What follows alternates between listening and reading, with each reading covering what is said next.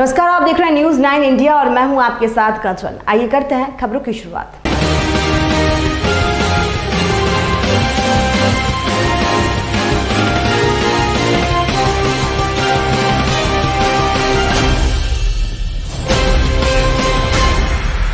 विभिन्न शोध ने माना है कि सही प्रक्रिया से बार बार हाथ धोने से कोरोना संक्रमण को काफी हद तक कम किया जा सकता है, परंतु नल द्वारा पानी की उपलब्धता हर क्षेत्र में न होने के कारण इस कारगर उपाय को अमल में नहीं लाया जा पाता।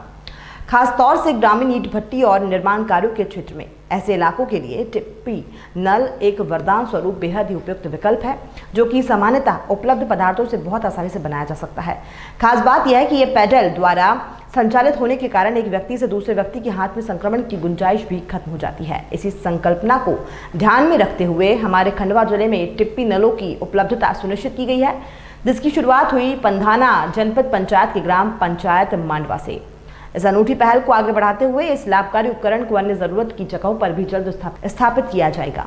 थाना कुड़ीला 73 लीटर अवैध भट्टी महुआ की देसी शराब और उक्त शराब निर्माण में प्रयुक्त होने वाला लहान और भारी मात्रा में प्लास्टिक के केन जब्त कर नष्ट किए गए और एक आरोपी को गिरफ्तार किया है। लॉकडाउन के दौरान पुलिस अधीक्षक टीकमगढ़ अनुराग सुजानिया शराब निर्माण और परिवहन के विरुद्ध अभियान चलाया जा रहा है, जिसके तहत थाना प्रभारी कुड़ीला को मुखबिर से सूचना प्राप्त हुई कि ग्राम हीरापुर के मौजा बंगाली भाटा क्षेत्र में अवैध शराब निर्माण का कार्य चल रहा है। थाना प्रभारी कुड़ीला ने पुलिस अधीक्षक टीकमगढ़ अनुराग सुजानिया को सूचित किया है और आवश्यक दिशा निर्देश प्राप्त किए हैं। मुखबिर के बताए गए क्षेत्र पर रेड की गई, जहां बिट्टू खान निवासी ग्राम हीरापुर और शिवा उर्फ सोहेल खान निवासी ग्राम हीरापुर के द्वारा अवैध कच्ची महुआ की शराब बनाने का कार्य किया जा रहा था। मौके से शिवा उर्फ सोहेल खान के कब्जे से 73 लीटर अवैध कच्ची महुआ की शराब और काफी मात्रा में प्लास्टिक के डिब्बों में लहान और कच्ची महुआ की शराब बनाने के औजार बर्तन जब्त किए हैं। जाकर शिवा उर्फ सोहेल खान निवासी हीरापुर को गिरफ्तार किया गया है। बिट्टू खान निवासी हीरापुर मौके से भाग गया, जिसकी तलाश जारी है। प्राप्त हुई थी कि हीरापुर में बंगाली भाटा है, उसमें बिट्टू खान काफ़ी मात्रा में शराब का बना रहा है, कच्ची शराब महुआ देसी की। इस पर से अपने थाना स्टाफ के साथ जाकर उस स्थान पर रेड किए। ये 2 लोग मिले थे, तो 2 लोग दिखाई दिए जो पुलिस को वाहन के देखकर भागे, जिसमें से एक पकड़ा गया, जिसने अपना नाम शहबाज और सुहेल खान बताया है। भागने वाले का नाम अपने भाई का नाम बिट्टू खान बताया, जो नहीं मिला है। जिनके कब्जे से वहाँ जो टपड़ा बना था, ये 73 लीटर करीब कच्ची देसी महुआ की शराब हाथ की बनी हुई मिली हुई है और काफ़ी मात्रा में जो बनाने का सामान है, बर्तन वगैरह हैं, लहान वगैरह है, ये काफ़ी अधिक मात्रा में मिला हुआ है, जिस पर कार्रवाई 34 महानगरों से नगर और कस्बों में पहुंचे कोरोना वायरस ने अब ग्रामीण क्षेत्रों में भी दस्तक देना शुरू कर दी है। दीपालपुर मुख्यालय से 13 किलोमीटर दूर की दूरी पर स्थित गांव कटकोदा में रविवार 24 मई को कोरोना पॉजिटिव मरीज की पहचान हुई। उक्त मरीज की उम्र लगभग 80 वर्ष की है, जो कि सेवानिवृत्त शिक्षक है। वे 1992 से दिल के मरीज हैं और उनका उपचार तभी से चल रहा है। उन्हें बीते 6 दिन पूर्व बुखार आदि की शिकायत हुई थी, जिसके चलते परिजन उन्हें उपचार हेतु इंदौर के राष्ट्रीय अपोलो हॉस्पिटल लेकर गए थे, जहाँ बीते 5 दिनों से उनका उपचार चल रहा है। कोरोना के लक्षण दिखने पर हॉस्पिटल द्वारा उनका कोरोना सैंपल लिया गया था, जिसकी रिपोर्ट आज सुबह आई है, जिसमें वे कोरोना पॉजिटिव पाए गए हैं।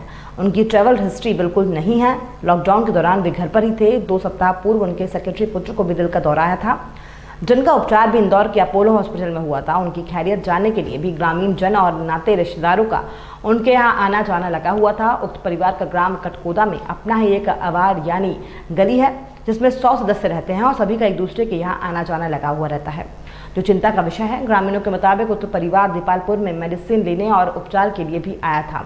कटकोदा गांव के ग्रामीण दीपालपुर का बाजार ही करते हैं। ऐसे में उक्त परिवार नगर में किसके संपर्क में आया, ये भी देखना होगा। दीपालपुर से स्थानीय प्रशासन द्वारा ग्राम कटकोदा पहुंचकर परिवार और मोहल्ले के लोगों को क्वारंटाइन करने के लिए पहुंचा है। प्रशासन उक्त परिवार में कोरोना कैसे पहुंचा, इसकी हिस्ट्री निकालने में जुटी हुई है।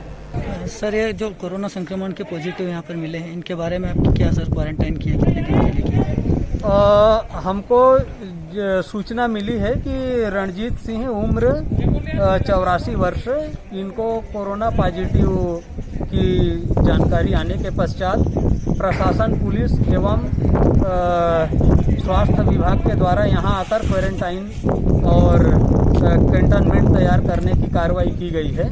और ये रणजीत सिंह जी का घर जहाँ पर है, उस पूरी गली को कंटेनमेंट बना दिया गया है। ये आगामी 14-15 दिनों के लिए पैक रहेगा। मध्य प्रदेश में पिछले कई महीनों से ये बात सामने आ रही है कि किसानों की गेहूं की खरीद नहीं हो पा रही है। इस बीच मध्य प्रदेश युवा कांग्रेस के अध्यक्ष और काला पीपल से कांग्रेस विधायक कुणाल चौधरी ने आरोप लगाया है कि मध्य प्रदेश में गेहूं की खरीद नहीं हो रही थी, वहीं अब पता चला है कि सरकार के पास पर्याप्त मात्रा में बारदान नहीं है। कुणाल चौधरी ने कहा है कि किसानों कई दिन लाइनों में लगे रहते हैं, फिर भी केंद्रों पर गेहूं की ढुलाई नहीं हो पा रही है। सीएम शिवराज सिंह चौहान कहते हैं कि किसानों का एक गेहूं का दाना वो खरीदेंगे, मगर ऐसे नहीं। सरकार दावा कर रही है कि किसानों को एसएमएस के द्वारा खबर दी जा रही है कि कब गेहूं की तुलाई के लिए उसे केंद्र पर जाना है, मगर सच्चाई यह है कि प्रतिशत से ज्यादा किसानों के पास एसएमएस नहीं पहुंच रहे हैं, और जिनके पास पहुंच रहे हैं तो वो भी तुलाई नहीं हो रही है। ऊपर से अब प्रदेश में बारदानों की कमी की वजह से सब चौपट हो रहा है। इसमें सरकार के तुगलकी निर्णयों के कारण लगातार किसान प्रताड़ित हो रहा है। एक तरफ स्वयंभू किसानों के मामा बने मुख्यमंत्री लगातार झूठ पे झूठ बोल रहे हैं कि ना तो कोई समस्या है और एक एक दाना किसानों का खरीदेंगे। कृषि मंत्री क्या मालूम किस सत्ता के नशे में चूर हो चुके हैं कि उनको किसान की वेदना नहीं दिख रही है।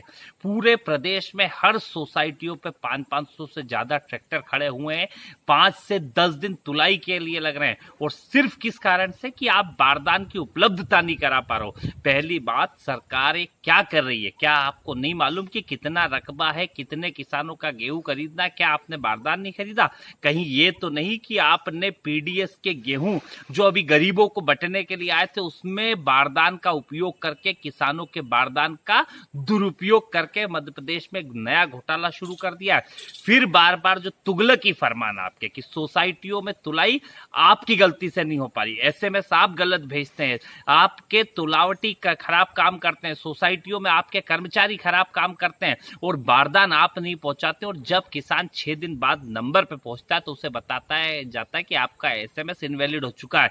क्यों ना आपके ऊपर केस हो कि आपने एसएमएस करके बुलाया, उस दिन किसान की ट्रॉली नहीं तुल रही है। लगातार किसान को प्रताड़ित करने के लिए सत्ता और अधिकारियों ने मिलकर एक बड़ा गठजोड़ बनाया है, जिसके माध्यम से किसानों को लूटा जा रहा है और एक नया घोटाला इस मध्य प्रदेश के अंदर किसानों के नाम पे करा जा रहा है। और बारदान की इतनी कमी आना मतलब कहीं ना कहीं सरकार की सोच और नीयत के ऊपर सवाल खड़ा करता है। मेरा आपसे अनुरोध है मुख्यमंत्री जी, झूठ बोलना बंद करें, सोसाइटी पे आके देखने का काम करें, सोसाइटी पे समझने का काम करें कि किस प्रकार से लगातार प्रताड़ित किसान 10-10 दिन से पड़ा है और किसान को आत्महत्या की ओर अग्रसर आप वापस कर रहे हैं। जैसे 2018 में आपने लाइन लगाई थी, फिर लाइन लगवाने पे आप लगे हुए। मेरा आपसे पुनः आग्रह है कि इस प्रकार की चीजें बर्दाश्त से बाहर है, अब किसान सड़क पे आएगा।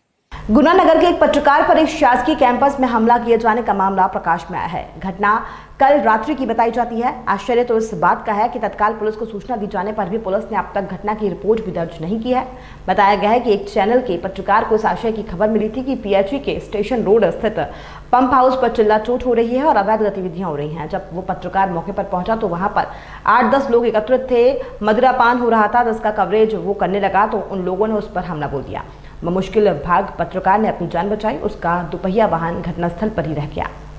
यह भी बताया गया है कि जब पत्रकार ने अपनी आप बीती रास्ते में मिले सिटी कोतवाली नगर निरीक्षक को बताई तो उन्होंने तत्काल कार्रवाई किए जाना उचित नहीं समझा। एक उप निरीक्षक को भेजकर पत्रकार को दोपहिया वाहन अवश्य दिला दिया, जिन्होंने सुबह घटना पर कार्रवाई करने की बात कही है। जब इस घटना की जानकारी अन्य मीडिया कर्मियों को लगी तो उनके द्वारा आज एक ज्ञापन सहित पत्रकार के साथ घटित घटना की शिकायती आवेदन कोतवाली पुलिस को दिया गया है, जिस पर भी पुलिस ने जांच कर कार्रवाई करने की बात कही है।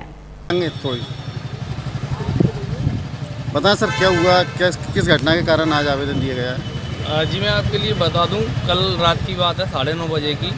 मेरे पास एक पत्रकारिता से जुड़े व्यक्ति का फ़ोन आया कि सरकारी कार्यालय में नवलोक होटल के पीछे पंप हाउस पर कर्मचारी हैं, कोई इंजीनियर वगैरह हैं जो शराब पीकर उत्पाद मचा रहे हैं और सरकारी कार्यालय का उल्लंघन कर रहे हैं और 144 का उल्लंघन कर रहे हैं। तो मैं वहाँ पर कवरेज के लिए गया तो वहाँ पर वीडियोग्राफी करने लगा। तो मेरे से उन्होंने पूछा तो मैंने अपना परिचय भी दिया। मैंने प्रदीप चंदेल हूँ IND न्यूज़ चैनल से।